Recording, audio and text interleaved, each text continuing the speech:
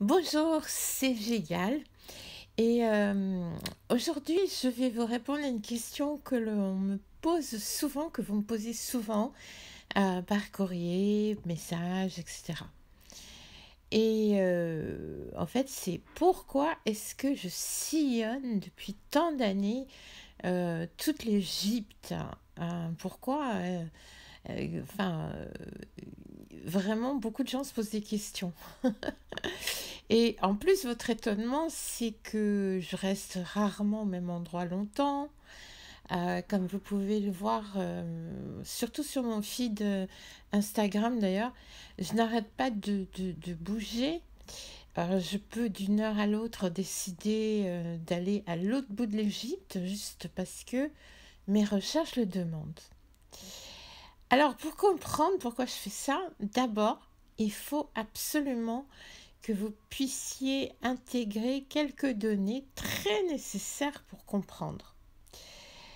D'abord, l'Égypte, c'est un pays qui est vraiment vaste. C'est à peu près le double de la France en superficie. Parce que l'Égypte, elle est au 36e rang mondial pour sa superficie, avec 1 million de kilomètres carrés.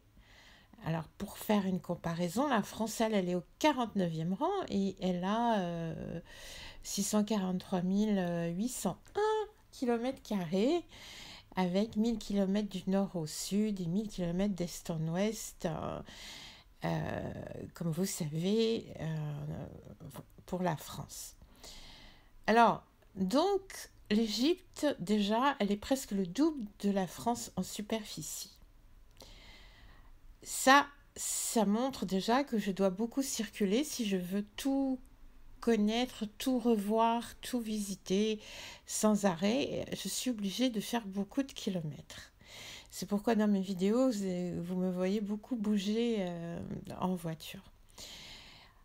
À part ça, ce qui est très important de comprendre aussi, c'est que l'Égypte a une superficie en eau de 0,6%, alors que la France, elle a une superficie en eau de 20%. Alors, qu'est-ce que ça veut dire? Ça veut dire tout simplement que l'Égypte, à part le Nil, la vallée du Nil qui est très étroite, elle a extrêmement peu d'eau et tout le reste, c'est du désert.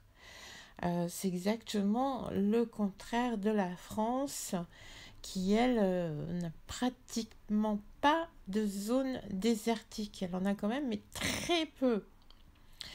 Et ça fait une très grosse différence, vous allez voir.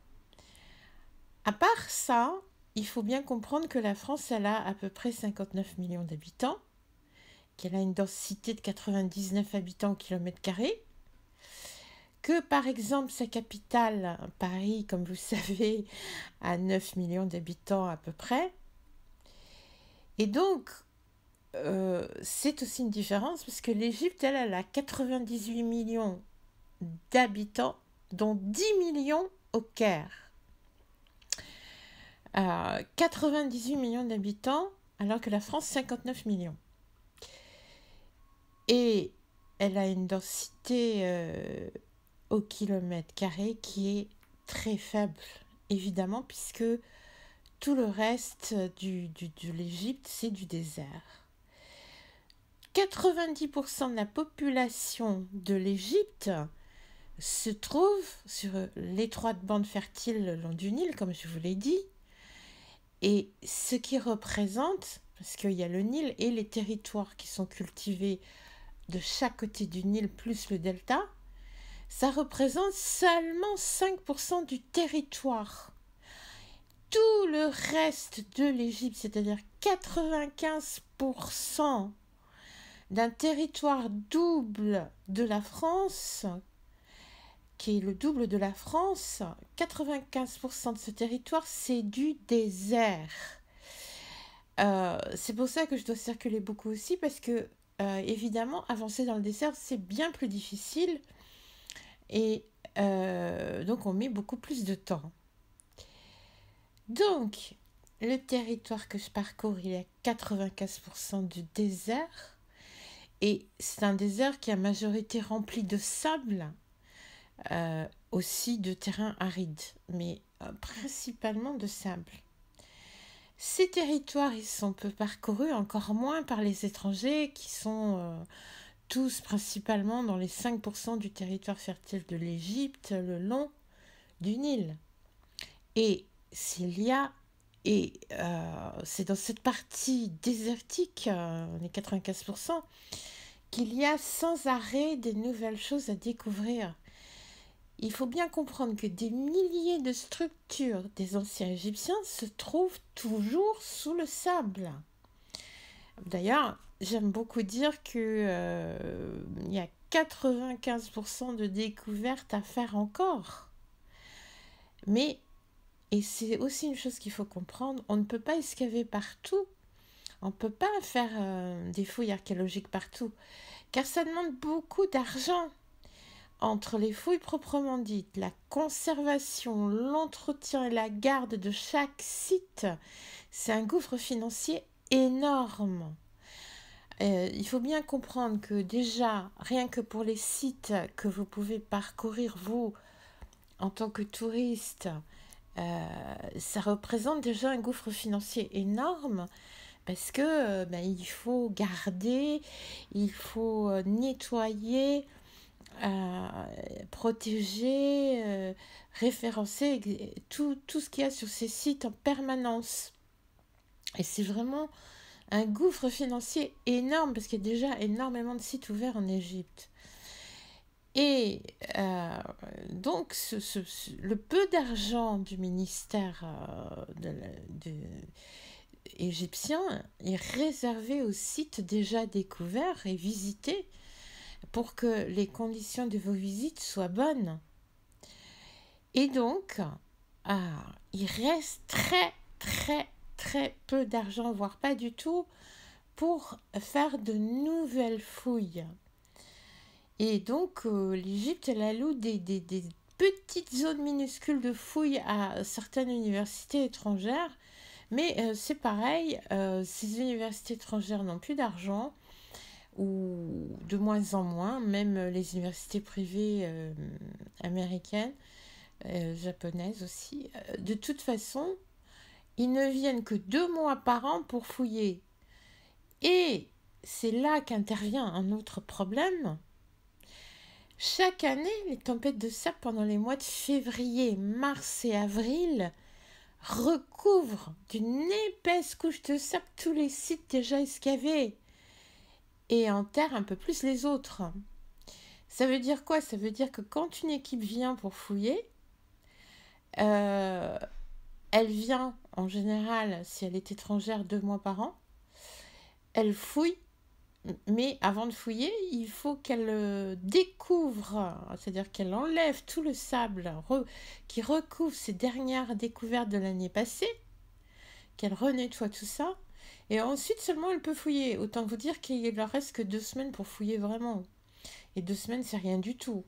Et quand ils découvrent quelque chose pendant ces 2 semaines, il faut qu'ils recouvrent ces découvertes de leur propre façon, avec du sable, etc., pour protéger des autres tempêtes de sable qui, elles, peuvent déposer le sable n'importe comment. Donc, au fait, les excavations en Égypte, ça représente un travail énorme de nettoyage. C'est presque pas de l'archéologie qu'ils font, c'est du nettoyage. Voilà, ça c'est quelque chose de très important à comprendre, c'est que les 95% du désert que recouvre l'Égypte, eh bien en plus chaque année vous avez 3 mois de tempête de sable, en tout cas 3 mois possibles de tempête de sable, qui viennent redéposer d'ailleurs encore des tonnes de sable partout. C'est pour ça d'ailleurs que les gens qui vont pour la première fois au Caire comme des touristes trouvent que c'est étonnant que la ville est pleine de poussière. Bon, déjà, elle n'est pas pleine de poussière, elle est pleine de sable. Et ensuite, Bah, c'est à cause des tempêtes de sable, c'est pas parce qu'ils nettoient pas, hein. Ils passent tout le temps des trucs pour nettoyer, mais tout le temps le sable revient.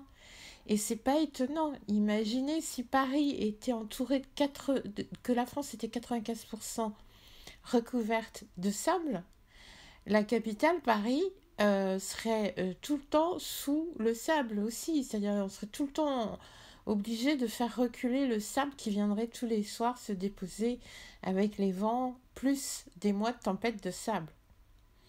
Donc, c'est un travail énorme qui engage des finances énormes. C'est un travail très dur de fourmis qui demande énormément d'argent. Alors, moi, je parcours tout ce territoire.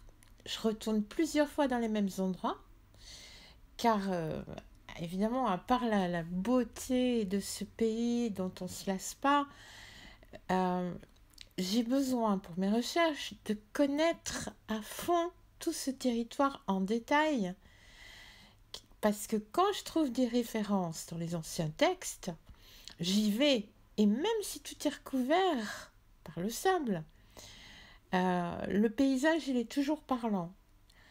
En géologie, surtout, ça m'a appris beaucoup de choses. Et on trouve toujours quelques traces parlantes. Ça, c'est des choses que j'ai appris avec les géologues. J'ai beaucoup travaillé avec les géologues égyptiens, formidables. Sur le terrain, j'ai vraiment appris à pouvoir détecter beaucoup de choses. Et alors, pourquoi je parcours tout le temps l'Égypte? C'est parce que ça me permet de mieux comprendre l'agencement du territoire des anciens égyptiens. Cet agencement du territoire des anciens égyptiens est tout simplement génial et extraordinaire. C'est-à-dire que non seulement ils avaient quadrillé tout le pays, je dis bien tout le pays, pas seulement le nord, quelques endroits au nord, tout le pays de canaux, quadrillé, hein, vraiment, c'était des carrés, des rectangles et des carrés partout en Égypte. Comme ça, ils pouvaient circuler partout. C'était totalement écologique. J'en parle dans mes conférences. C'est absolument génial. Et quand vous étudiez, vous comprenez tout cet agencement du territoire, ça vous permet de mieux comprendre tout le reste concernant l'ancienne Égypte, toutes leurs sciences.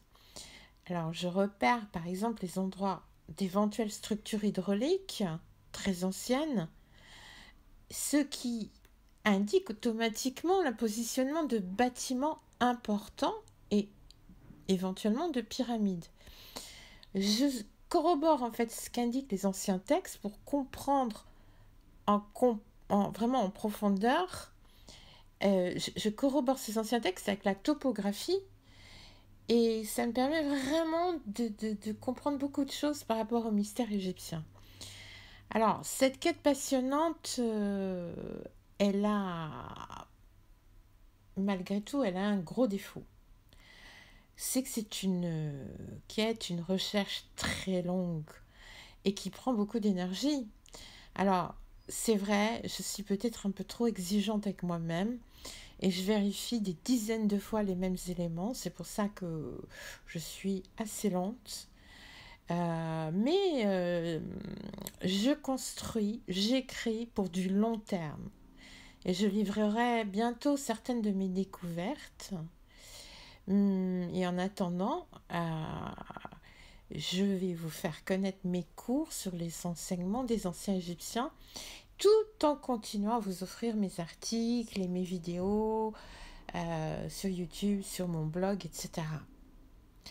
Mais à propos des découvertes que certains étrangers font, il faut savoir que si vous faites une découverte, par exemple, avec des photos satellites, après vérification, hein, bien sûr, parce que il y a beaucoup de choses qui ressemblent à des pyramides, beaucoup de choses qui ressemblent à des structures et qui n'en sont pas, ou alors qui sont des choses modernes.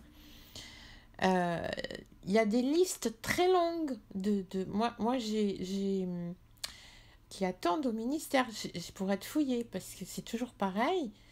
On ne peut pas tout creuser en même temps, même un seul nouvel élément par an, c'est très difficile financièrement parlant pour l'Égypte, surtout que l'Égypte a vraiment d'autres impératifs économiques. Il faut construire sans arrêt des hôpitaux, des écoles, des routes, une économie encore plus stable, etc., à cause de la surpopulation et toujours du nombre incroyable de population qui grandit chaque année.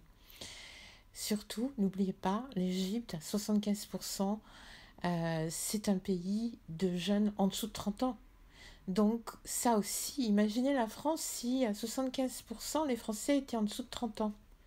Vous voyez un petit peu le problème, c'est-à-dire que c'est encore du travail à trouver, encore des structures à construire, des hôpitaux, des écoles, des universités, etc., des stations d'énergie, etc. Donc les gens qui ont trouvé des structures et qui ont envoyé tout ça après vérification au ministère, il y a des listes d'attente de centaines de choses, faut que vous compreniez. Donc même moi aussi j'ai envoyé des choses, mais ça prend peut-être encore des années pour que ça puisse apparaître au grand jour. Voilà, donc c'est toujours pareil, c'est une histoire de patience. Euh, et voilà, mais bientôt vous aurez beaucoup de choses de ma part. Et en tout cas, je voudrais terminer ce podcast avec une phrase que j'aime beaucoup de Dostoïevski dans Les Frères Karamazov, quand il dit « Ne désespérez pas, car la vie est belle quand on fait quelque chose de bon et de vrai. » Voilà, à très bientôt les amis.